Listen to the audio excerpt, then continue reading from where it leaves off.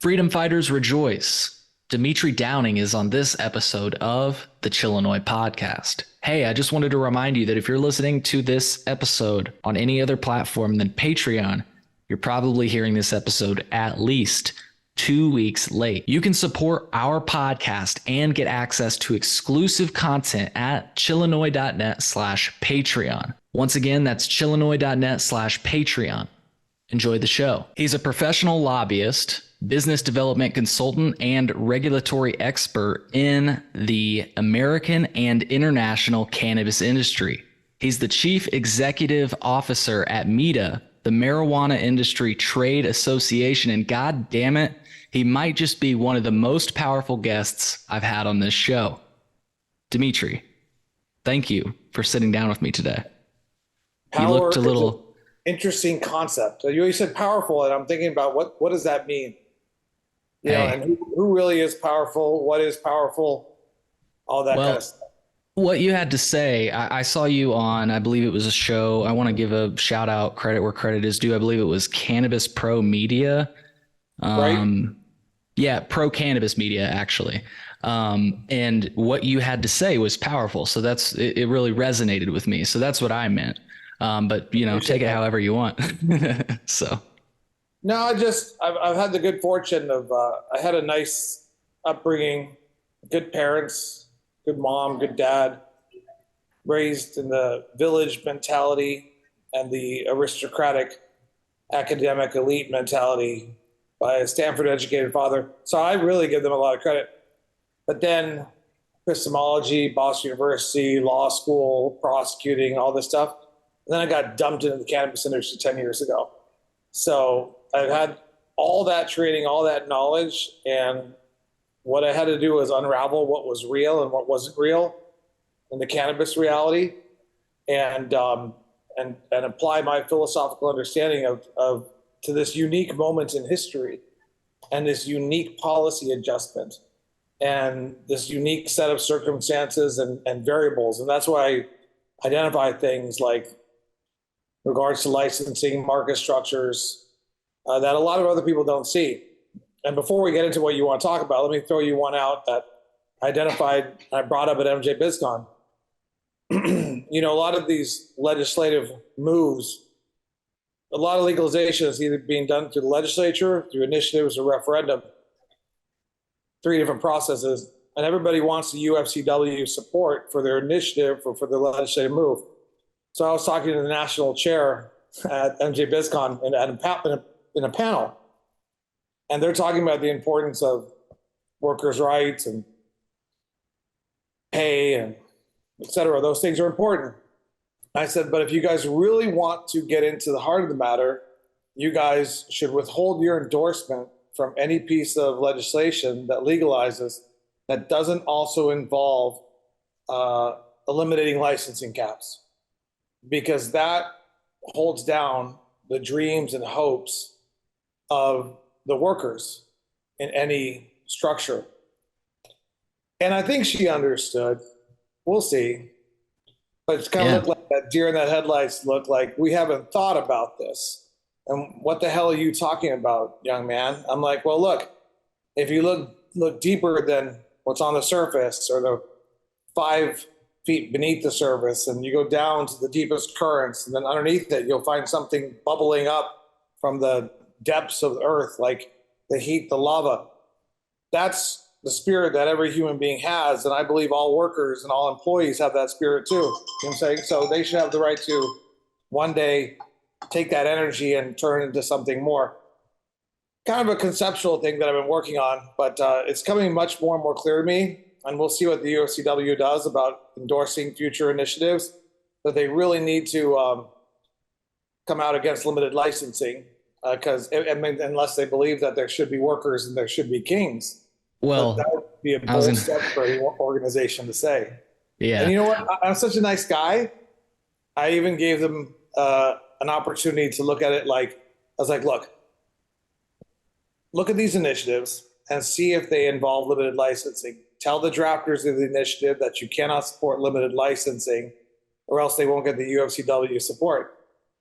Then sell me and my ideas out and get your labor agreements involved and support their limited licensing initiative. They will bend over backwards to give you any labor agreement so they can get your support, because what they really want is your limited licensing. So it's about me teaching you how to be a better you. Well, we just dove head deep into it. I want to get back to those things like you said, but Sure. first, I didn't even say your name yet. Introduce yourself to my audience, I'm please. Demitri Downing.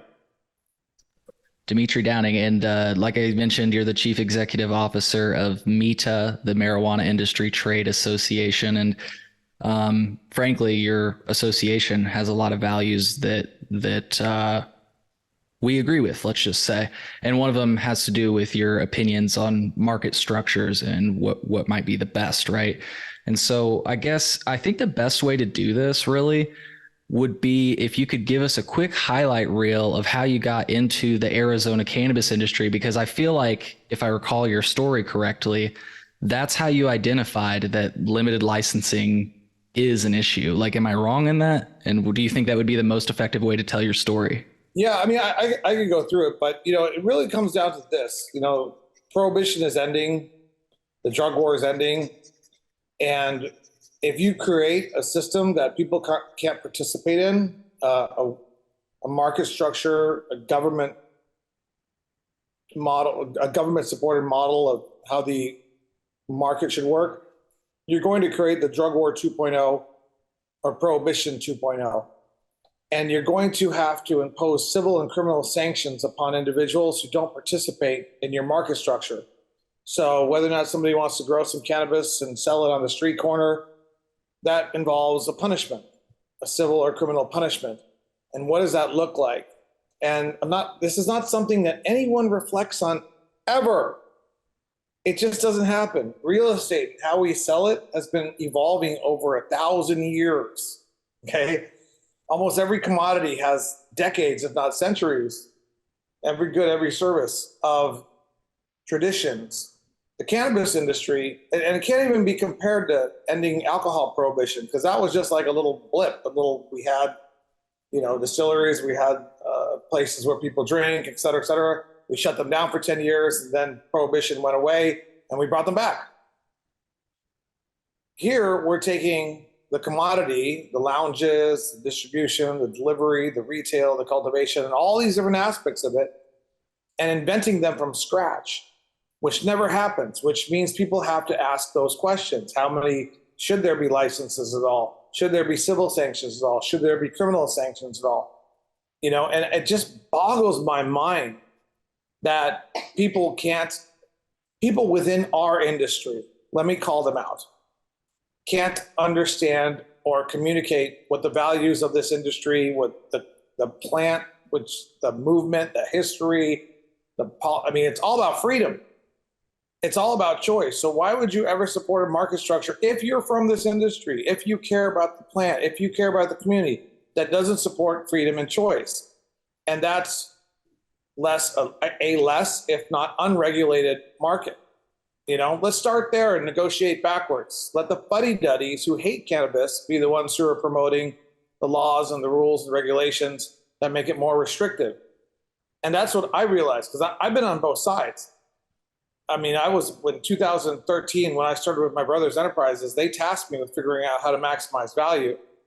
And I'm a kind of a smart guy. I real quickly figured out that the best way to maximize value is to control the legislation as it comes through. I was on the opposite side of the MPP after I realized what they did in Colorado and Washington wasn't, is that front door knocking downstairs?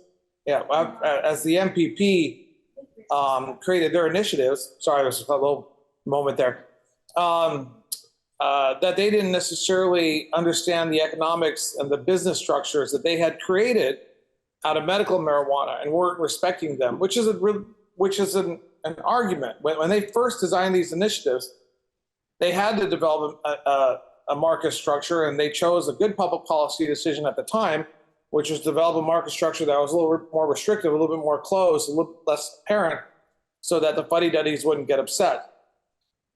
Arguably, that's a very rational and reasonable thing to do.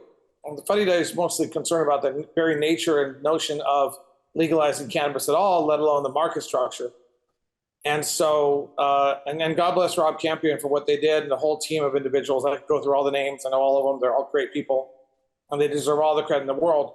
But now it's time to reflect upon the work that they did and try to open up the market. And what I did was absolutely wrong, which is I tried to promote, well, I mean, not necessarily wrong, but like once you have a market structure, why change it into from medical use to adult use? The medical structure wasn't in Arizona, arguably wasn't created properly in the first place. But once you create it properly, why are you going to change it? So, but I was a lobbyist, a lawyer involved in the industry, 2012, 2016, and I had my particular task, my particular interests, my particular agenda. And, over time, I got to learn more about really economics, about policy, about hopes, about dreams, about people, and how everybody deserves a right to access an economy. And those values, I think, are consistent with the values of the cannabis community, which I came to know and love through the free people at Normal. And now, after, growing up thinking free the weed was some crazy concept, I know that free the weed meant not just free the weed for the people, but free the weed for the people that wants to navigate the industry. And it's through this that we wouldn't have to worry about, what's happening to the legacy, what's happening to the OGs, what's happening to social equity. If we did a clean slate and just let everybody get involved and at least pushed, at least said, hey, that's the right thing to do. Mr. You don't know anything about cannabis, Mr. You hate cannabis. People deserve a free market economy in cannabis. The problem is that some people within cannabis, the cannabis industry now, are like, this limited licensing thing is the way to go because it's going to control the supply and it's going to protect this and it's going to do this. And they're using and it's going to prevent diversion. Can prevent diversion. They'll use a dozen different things to mask the truth, which is they're just trying to control their niche in the supply chain. They're just trying to control their right to control the cannabis. In 2016, I was actually approached by a guy who had 4 dispensaries in Arizona when the very first night that I created Mita. And he said to me, Demitri, is there any way we can organize this group of owners that you have here? Because it's about 85% owners at that time. And he was probably the most Machiavellian and devious of the group. And he said, can we organize it into something where we can control the price of flower so that we don't, eat each other's lunch, and so we keep the price up and maintain $3,000 a pound, because this is 2016 Arizona. And I was like, you mean like a guild? And he's like, yeah, exactly like a guild. I'm like, dude, did you not watch Dune? Remember what happened in Dune? Yeah, well, he who controls the spice controls the universe. But guess who won in the end? Who won? Muad'Dib. And the freemen. The spice must be free. So anyway, so that was like an awakening moment. And it's interesting because I really thought about the relationship between God and the devil in Dune. But it's making me reflect upon that. But this was the mentality. And I'm glad he showed me that side of him, because it was that time that I was doing a lot of soul searching, a lot of reflection about everything that was going on, everything that I had learned, having the good fortune of being deep involved in the cannabis community, the cannabis industry, the cannabis politics, et cetera, about what was right and wrong. And that's when we started to take kind of Mita in a different direction, which has now evolved to from a bud tender with a dream to an owner with an exit strategy, everyone in between, building the infrastructure of the cannabis industry together. And that means if you care about all those people, you shouldn't ever want to endorse or create or promote a set of institutions or government or structure or market structure, et cetera, call it what you want, that doesn't allow for those people within it to achieve at the highest levels that they possibly can.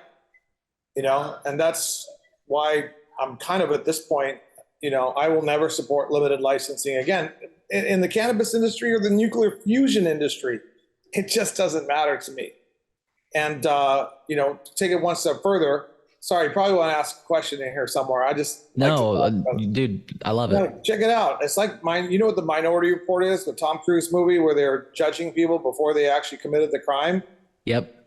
That's what you're doing when you have like limited licensing and barrier to entry. No, you can't get a license because we don't think you have the merit, because we think something's going to go wrong and you're going to do something wrong. And you didn't even let me get off the start line, you know, before you assumed I was going to trip. Is that the country you want to live in? Is that the world you want to live in? Is that, I mean, it's like, is anybody paying attention here? Is anybody awake? You know what I'm saying? It just blows my mind. It just, you know? Yeah. I mean, to quote one of our own state regulators, they said that they had, I think it was 6,000 applications for what would be 150 licenses. They knew that 99% of people that applied were not going to get them. Yeah, we had 4,000 individuals look into our social equity program. 1,300, about 1,300 of them paid $4,000. 26 of them ended up getting licenses. So what does that mean? That means 4,000 individuals, close to 4,000 individuals who wanted to try to elevate themselves, who were self-described as social equity eligible, could do nothing in the end because of the government, not because of themselves. Yeah. And, you know, and the craziest thing, Demitri, to one of your main points is the government doesn't enforce this as well, let's just say it this way. They enforce it as a crime. They don't enforce it as a business offense, like you're operating without a food license or something like that. No, it's a crime. Civil versus criminal sanctions. Yeah. Watch that closely. Decrim, because there are members of this industry that will push for criminal sanctions. Why? Obviously, because it's going to keep their profits up. And those are their those are basically their armed cronies. They can point to, black market, Like in California, operations. There's more decrim. There's decrim in California. So that, but look, there's a big gray market and people think that's wrong, but is it wrong? Is it wrong? According to who? Right. It gets a little bit more complicated than that, but just, we should never have criminal sanctions supported by our industry. Let them come from the outside. But then what they'll do is they'll hire the lobbyists and they'll bring them, do a roundabout, and they'll get them behind those individuals. Say, it wasn't our idea. Watch lobbying dollars. So can I ask you about that? I kind of am going to cut to the chase here. I've got a few ideas that you've said in the past that I do want to return to. I've got them written down, but you just pointed out right there, lobbyists are involved. And frankly, there's a lot of profit behind limited licensing. I mean, it allows you not only to, as you said, artificially inflate the value of your product, but it allows you to artificially inflate the value of your license, right? So if worse comes to worse, you can sell off your license at a huge price. With all of that in mind, how do us common folk fight for a system that's equitable? And I know that the answer is organization, but can you give me any more? Like what's worked for you? Well, first of all, Normal does a great job. And there's a lot of smart individuals with Normal. Yeah, there are organizations out there. How does the common? I mean, it just seems like there's so much money behind limited licensing, and there's lobbyists behind that, but there's not really, besides folks like you and I, and other people that maybe listen to this show, I don't know how else to get the drive to make change. Support META. I'm just kidding. Okay. Hell yeah. Yeah, no, META USA is I was waiting for the right moment to strike. And in 2020, 2021, I realized that there was a group of individuals out there that were more concerned about the patients and the consumers and their reputation and their stories that they're trying to create. And that group of individuals is the brands. So we're going to be working closer with brands like Cookies or CaliFX or all these different brands out there that are concerned about their reputations rather than they're controlling their niche in the supply chain. So, definitely work with organizations. I mean, there's power in numbers. I mean, we've known that since the time of the Iliad and the Odyssey and the ancient Greeks. I mean, it's not a new concept.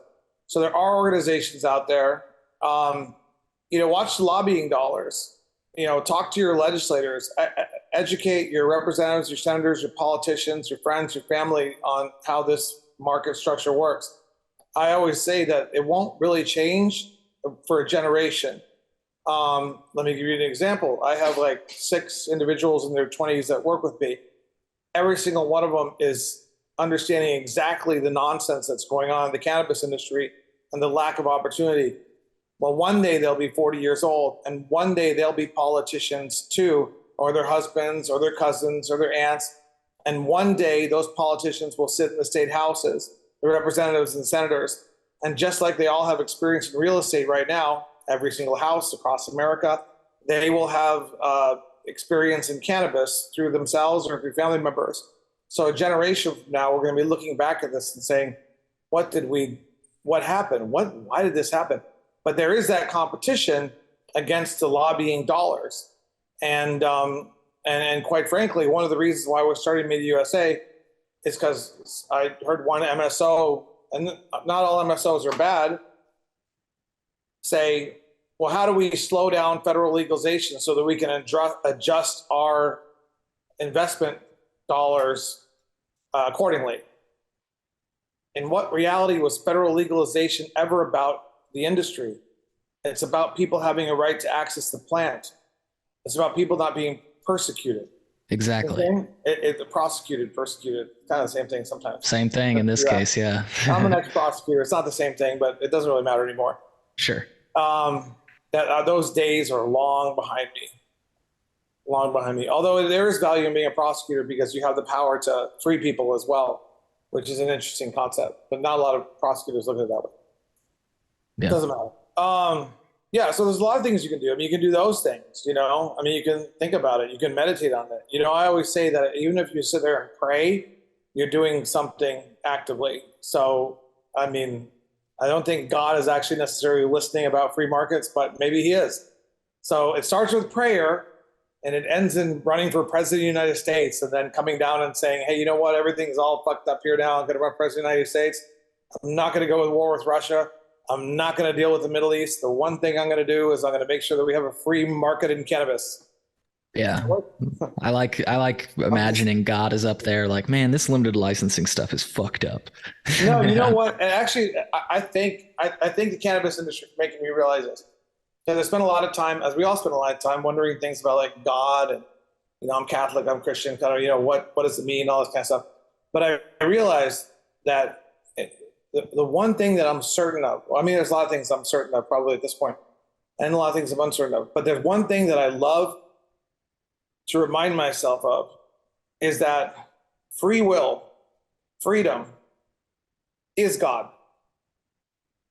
Choice, that free choice is our divine blessing, whether it's a gift from God or God in and of itself.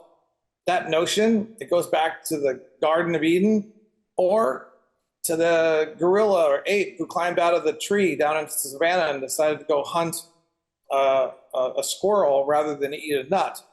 That freedom, that choice is what drives us. Why shouldn't we fight as hard as we can to reflect that same concept, that same principle in the systems that we create?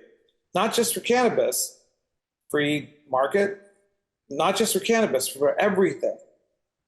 That's just something that's like, it's becoming more and more clear to me, and I'm hoping to have enough years left in this lifetime to make it even more clear.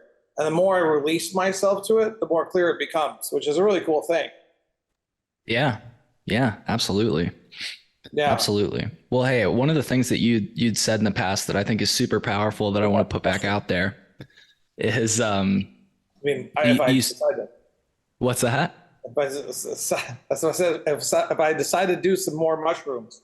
Hell yeah, dude. Let's do it. Let's do it. Yeah. Well, I mean, together. I really don't.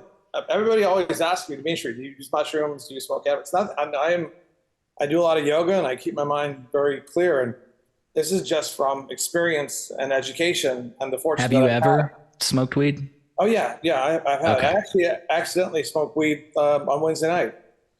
You accidentally smoked weed. There's a story there. Let's tell you. Mind telling real quick before I get to your quote? I was outside smoking a cigarette because I had 3 drinks, and somebody handed me what I thought was a cigarette, and I smoked weed. And then I started smoking. I was like, okay. Then my mind started working on overdrive, right? So right now my mind is working like on D4, D5. If I have my mind working on D6, D7, it's going to burn out. So it's a bad idea. Got to slow it down, huh? Well, my mind works at this speed without cannabis. So, Yeah, or rather mushroom. you don't want to speed it up. That's what you yeah. Cool. Well, I just would have trouble. I'll just be honest with you. So. But it yeah, does help no. me. It does help me for sleep, and I do encourage it as a therapeutical substance to help you balance out. And that's one of the most amazing things that I learned, because I came into this industry in 2012 thinking that this was some sort of like crutch, and then I started to meet all the patients and all the employees and all these individuals like, okay, you got a 4.0 coming out of high school and you smoke pot every day. I'm like, how'd that happen?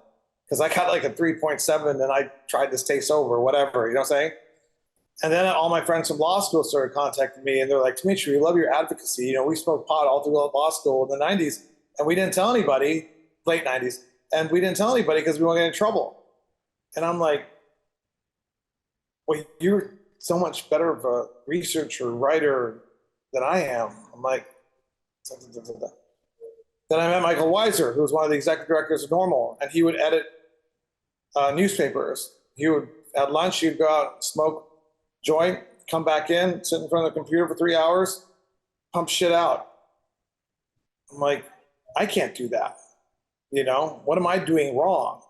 And then that actually led me to yoga, which helps me out, helps me my balance. But I realized at that point that, we have made a great mistake as in Western society, trying to control people's access and right to their own alternative remedies, whether it's, juggling, whether it's coffee, whether it's cannabis, whether it's God, whatever they need to balance themselves out. We need to fight for their right to have access to it. And I will forever fight for the rights of those who want to have access to cannabis or mushrooms, a whole lot of other things, so long as it makes them a better person. Yeah. Yeah. Like you've said in the past, this, I wanted to bring up some quotes you've said in the past that I think are super powerful. You remember some of my quotes? I really like you. So, yeah, sort of unrelated to what we were just talking about, but kind of in the same vein.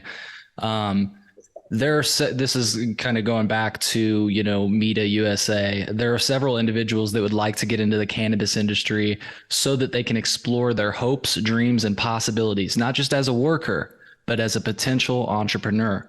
Limitations on the issuance of licenses, a concept that longtime listeners of our podcast are pretty familiar with, are one of the main things standing in their way. So again, I just wanted to highlight that again. It's not only, so I like that you frame it that way, but you also say that, this industry really, yeah. But you followed it up. You followed it up with, this industry is really about giving to the consumers and patients. It's not about protecting those who have. And so if you want to be associated with the right thing, then you need to fight for these ideals, these principles, regulations, statutes, or ordinances that ultimately allow for more choice, more access, and lower prices to the patient. I fucking love that. And that's what I meant earlier when I said innovation, some powerful stuff. Competition, all those things. I'll give you another little tidbit here. Lucky is he who has an opportunity to ring the bell of liberty for any reason in their lifetime for society. We all ring the bell of liberty at some point for ourselves. When we rebel or we leave our homes, we turn 18, whatever. Liberty, freedom, choice, we feel it. It is the driving current. Deep, deep, deep, deep beneath everything is our yearning to be free. And the cannabis industry has allowed me to fight for that. And for people who want that in a very real way while I'm here on earth. So that is a very unique opportunity. And how many times do you get involved in an issue where it's just like so upside down? Like, you know what I'm saying? Like where somebody doesn't have freedom. Now you can fight for an individual freedom who is like wrongly convicted. You can fight for freedom to do certain things with child protective services. Yeah, certainly.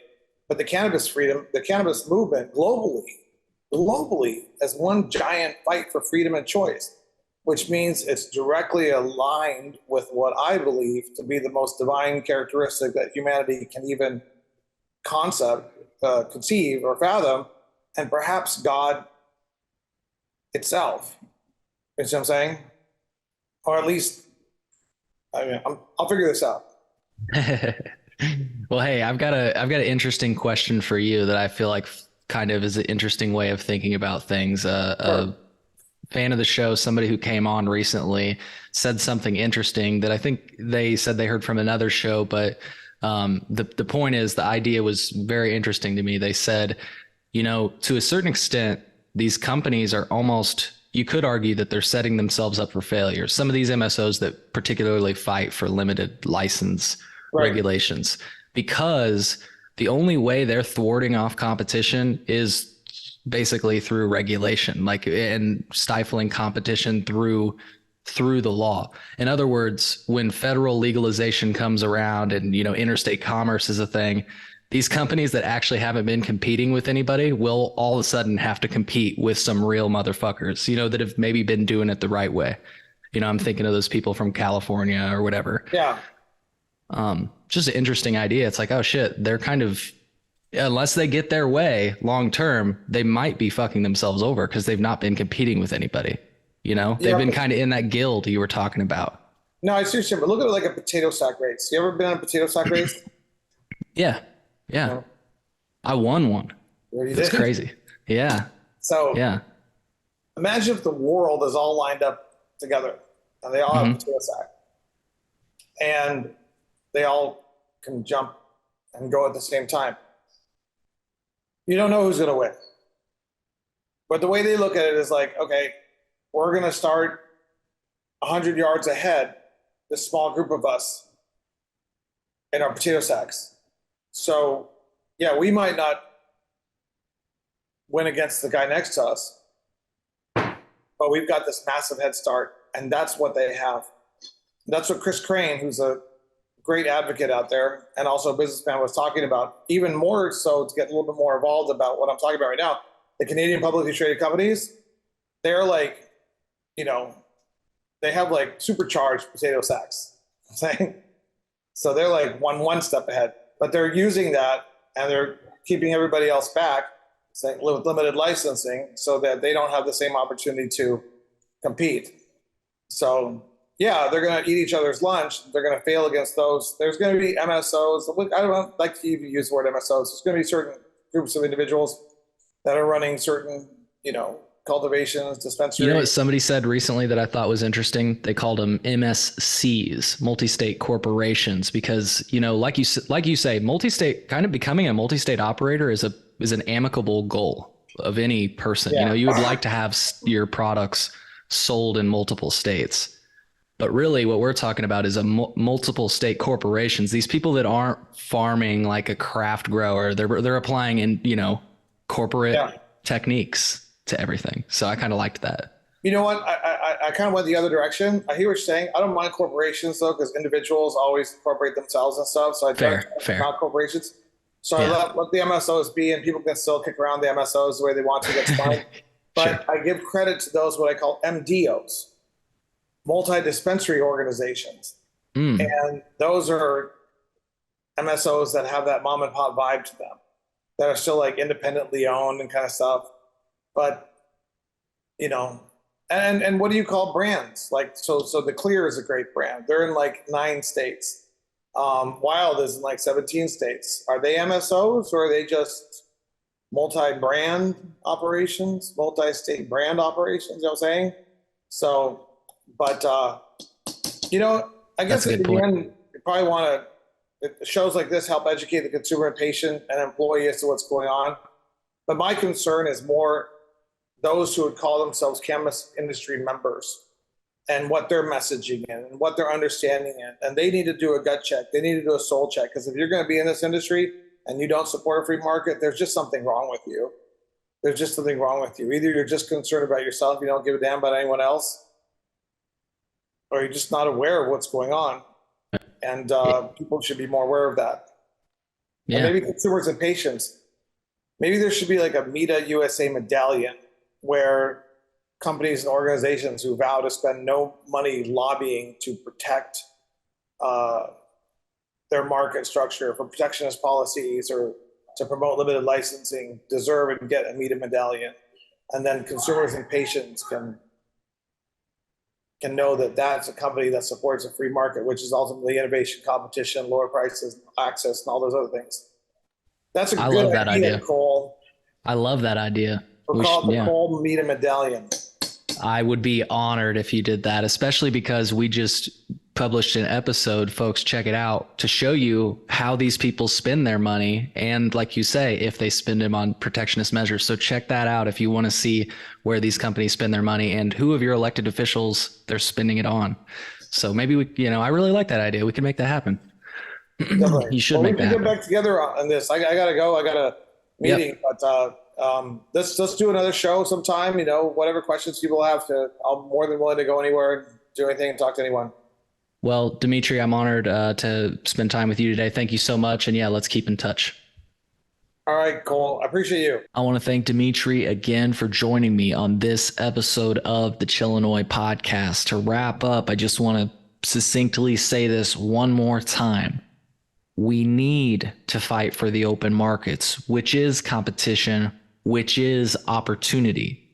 This would be best for the patients and the consumers and any entrepreneur trying to get in the industry, full stop.